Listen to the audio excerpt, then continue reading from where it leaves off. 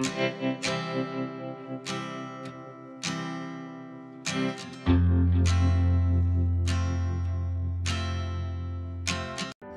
Everyone, good morning, welcome back to my channel. আশা করছি সকলেই খুব ভালো আছো। আর ব্লগের শুরুতে বড়দের চরণে প্রণাম, ছোটদেরকে আমার অনেক অনেক ভালোবাসা।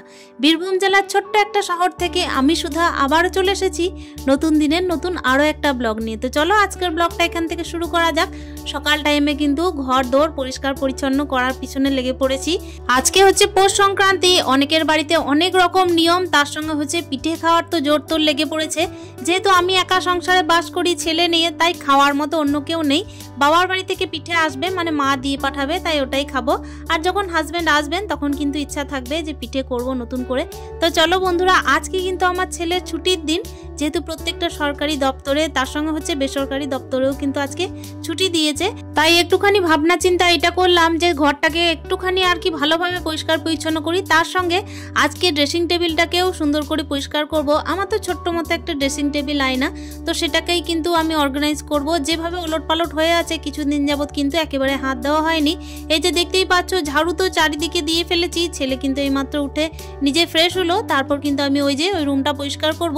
বেডরুমটা অগোছালো হয়ে আছে, তবে ওটা পরিষ্কার করার আগে আজকে কিন্তু কোনায় কোনায় ঝাঁটটা এই কারণেই দিয়ে নিচ্ছি, যেহেতু প্রত্যেক দিন সকাল টাইমে প্রত্যেকটা মুহূর্ত কিন্তু আমার অতি ব্যস্ততার মধ্যে কাটে। সকাল টাইমে ছেলেকে নিয়ে ছোটাছুটি হয়, তার সঙ্গে হচ্ছে কখন ওর টিফিন বানাবো, কখন রান্না বান্না সারবো, এই নিয়েই চিন্তা ভাবনা থাকে। ওই জন্য যখন ছেলে স্কুলে যায় তখন কিন্তু ভালোভাবে ঝাঁটটা দেওয়া হয়। দেখো এদিকে দেখতেই পাচ্ছ, ঝাঁটটা কিন্তু ভালোভাবে কমপ্লিট করে নিচ্ছি। ঘরের ঝাঁটটা পুরোপুরি আমার হয়েই গেছে। আর যে সমস্ত খাটের তলাগুলো, তারপর হচ্ছে এই যে দেখতেই পাচ্ছ যে সমস্ত সিঁড়ির তলাগুলো নোংরাগুলো পড়ে আছে, সেগুলোকে একটু ভালোভাবে পরিষ্কার করছি। মানে কি বলো তো বন্ধুরা, ঝাঁটটা না দেখবে কোনায় কোনায় যদি ভালোভাবে না দেওয়া হয় না, তাহলে খুব একটা মানে মনোপ্রত হয় না। আমি কিন্তু সকাল টাইমে খুব তাড়াহুড়োর মধ্যে থাকি। মা যেহেতু রাত্রেবেলায় আসে, তাই কিন্তু চেষ্টা করে সকাল টাইমে ঝাঁটটা দিয়ে দেওয়ার, কিন্তু তবুও আমাকে ঝাঁটা ধরতে হয়। এই কারণেই ধরতে হয়, আনাচে কানাচে প্রচুর পরিমাণের নোংরা থাকে। তো সেই সমস্ত নোংরাগুলোকে ঠিকঠাকভাবে পরিষ্কার না করলে দেখবে যখন ছুটির দিন আসে তখন কিন্তু মনে হয় আজকে একটু হাতটা দিই পরিষ্কার পরিচ্ছন্ন করার জন্য। যে সমস্ত ছুটির দিনগুলো আমরা এক্সট্রা পেয়ে থাকি, সেই সমস্ত দিনে দেখবে মনে হয় যে একটুখানি অগোছালো জায়গাটা পরিষ্কার করে নিই, কিংবা হচ্ছে যে সমস্ত জায়গা ভেবেছিলাম অর্গানাইজ করব, সেই সমস্ত জায়গাগুলো আজকে যদি করে নিই তাহলে হয়তো বেস্ট হবে। তা নাহলে আবার তো সেই একই রকম একঘেয়েমি রুটিনের মধ্যে পড়ে থাকতে হবে। সেই জন্য দেখো আমি আজকে চেষ্টা করলাম যে একটুখানি হাতে সময় বের করে এই যে আমার ড্রেসিং টেবিলটাকে, ছোট্ট একটু ড্রেসিং টেবিল একটা দেখতেই পাচ্ছ, এইটুকু একটা জায়গার মধ্যে একটা ড্রেসিং টেবিল, তবুও কিন্তু আমি ঠিকঠাকভাবে পরিষ্কার পরিচ্ছন্ন করে একটুখানি অর্গানাইজ করে রাখবো আজকে, এটাই কিন্তু মনের মধ্যে ঠিক করেছি। তো চলো দেখতেই পাচ্ছ একটা ছোট্ট ড্রেসিং টেবিল। যখন আমি এই ঘরটার ভেতরে আর কি প্রবেশ করি, তার আগে থেকে অনেক রকম চিন্তা ভাবনা করে রেখেছিলাম যে আমি আমার সংসারটাকে ছোট্ট ছোট্ট জিনিস দিয়েই ভরিয়ে তুলবো, তাতে আমার শূন্য থেকে শুরু হোক, কোনো ক্ষতি নেই। কিন্তু আমার ছোট্ট ছোট্ট একটা করে জিনিস থাকুক, সেটা স্বল্প দামের হোক, কিন্তু মনের মধ্যে একটা শান্তি থাকবে যে আমার ছোট ছোট জিনিস দিয়ে আমি একটা সংসার তৈরি করতে পেরেছি। তবে কি বলতো, সংসারের যে সমস্তই জায়গা থাক না কেন, যে সমস্ত জিনিস থাক না কেন, সেই সমস্ত জিনিসকে যদি একটু ভালোবেসে, একটু যত্ন করে যদি একটু ভালোভাবে গুছিয়ে রাখা যায়, তাহলেই দেখবে সেটার প্রতি কিন্তু একটা আলাদা শান্তি আসে। যতই অন্যের বড় বড় ড্রেসিং টেবিল থাক, যতই অন্যের বড় বড় চেয়ার টেবিল থাক না কেন, নিজের যে জিনিসটা আছে সেটা দিয়ে কিন্তু একটা সুন্দর অনুভূতি আসে, সেটা কিন্তু অন্য কারো জিনিস দেখলেও আসে না, তাই না বলো? এখানে দেখতেই পাচ্ছ যে সমস্ত ব্রাউন কালারের যে বাস্কেটগুলো আছে, এই বাস্কেটগুলো আমি অনলাইন থেকে নয়, আমি কিন্তু মলে থেকে এনেছি। আসলে আমার হাজব্যান্ড যখন এসেছিলেন তখন কিন্তু তার সাথে গিয়ে আমি একটুখানি মলে অন্য কাজের জন্য গেছিলাম, তখন এটা পছন্দ হয়ে গেছিল। বাস্কেটগুলো 2 সেট এনেছিলাম, তো এখান থেকে কিন্তু আমি দুটো বের করে ভাবছিলাম যে কি কাজে লাগাবো। তো এখান থেকে দুটো কিন্তু আমি দেখতেই পাচ্ছ ড্রেসিং টেবিলে যে সমস্ত জিনিসগুলো অগোছালো হয়ে আছে সেইগুলোর জন্য আমি ব্যবস্থা করে রেখে নিচ্ছি। এই যে নেল পলিশের যে কৌটোগুলো আছে, এগুলো কিন্তু আমার দেওয়াল আলমারিতে তোলা ছিল, ওগুলোকেই আমি একটু আগে নামিয়ে নিলাম। আর না এদিকে ওদিকে ছড়িয়ে ছিল, তো এখন দেখছি যে ঠিকঠাকভাবে কিন্তু সুন্দরভাবে একটা জায়গায় নির্দিষ্ট পরিমাণের আর কি নেল পলিশ নির্দিষ্ট জায়গায় রাখা হয়েছে। তো দেখো এদিকে দেখতেই পাচ্ছ যে সমস্ত আর কি পাউচগুলো আছে, বড় পাউচ, তার সঙ্গে পাউডারের কৌটো, তারপরে হচ্ছে বডি লোশনের, তারপর হচ্ছে বডি স্প্রে, এগুলোকে আমি সুন্দরভাবে মুছে ঠিকঠাকভাবে একটা বড় বাস্কেটের মধ্যে রাখলাম। আর এইভাবে যখন বাস্কেটের মধ্যে রাখা হয় তখন দেখবে নড়চড় হবে না। তবে হ্যাঁ, অনেকের দেখেছি এত সুন্দর সুন্দর ড্রেসিং টেবিল আছে যেগুলোতে কিন্তু এমনি এমনি বডি স্প্রে রাখার জায়গা, তারপর হচ্ছে পাউডার রাখার জায়গা, নানা ধরনের নেল পলিশ রাখার জায়গা, সমস্ত রকমের যে সমস্ত বিউটি প্রোডাক্ট থাকে সেগুলো রাখার জায়গা থাকে। তবে যেহেতু আমার ড্রেসিং টেবিলটার মধ্যে একটাই জায়গা আছে, তার সাথে দুটো ড্রয়ার আছে, তো ড্রয়ারের মধ্যে তো কোনো রকমের কোনো বডি স্প্রে, তার সাথে হচ্ছে কোনো রকমের কোনো পাউডার বা কোনো পাউচ রাখলে সেটা দেখতে মানানসই হবে না। আর নেল পলিশগুলোও যদি আমি এইদিক ওইদিক রাখি তাহলে কিন্তু ড্রয়ারের মধ্যে যেদিক সেদিক ছড়িয়ে থাকবে। আর ড্রয়ারটার মধ্যে তো খুব একটা স্পেস থাকে না, সেটা কিন্তু কোনো রকমের ফ্ল্যাট কোনো জিনিস হলে ঠিকঠাকভাবে রাখা যায়, তাছাড়া রাখা যায় না।